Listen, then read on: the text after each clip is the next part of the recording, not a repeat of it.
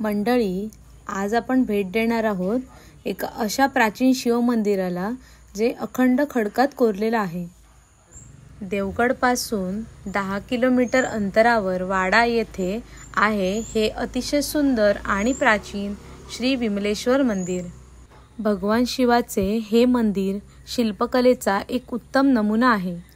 असे मानले जाते की श्री विमलेश्वर मंदिर 2000 ते 3000 वर्षांपूर्वी जमिनीखाली सापडले होते। मंदिराच्या आवारात एका छोट्या गुहेत कालभैरवाचे एक मंदिर आहे आणि त्याला लागूनच गणेशाचे मंदिर आहे। हे मंदिर पांडव काळात एकाच रात्रीत बांधले गेले आहे अशी मान्यता आहे। मंदिरात प्रवेश केल्यानंतर आपल्याला नंदी दिसतो। मंदिराच्या दोन्ही बाजूंना दगडामध्ये हत्ती कोरलेले आहेत।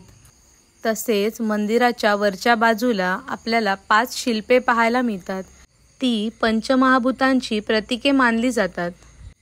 पायऱ्या चढून जसे वर जातो तसे एका गोलाकार गुहेमध्ये महादेवांचे स्वयंभू शिवलिंग आपल्या नजरेस पडते। हे मंदिर एका अखंड लॅटराइट खडकात बांधलेले असून मंदिरासमोर दीपस्तंभ आहेत। 12 फूट खोल गर्भगृहात विमलेश्वरांची प्रतिमा मनाला सकारात्मक ऊर्जा देऊन जाते।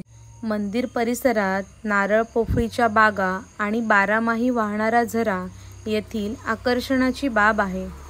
अशा या निसर्गरम्य आणि ऐतिहासिक शिवमंदिराला अवश्य भेट द्या। धन्यवाद।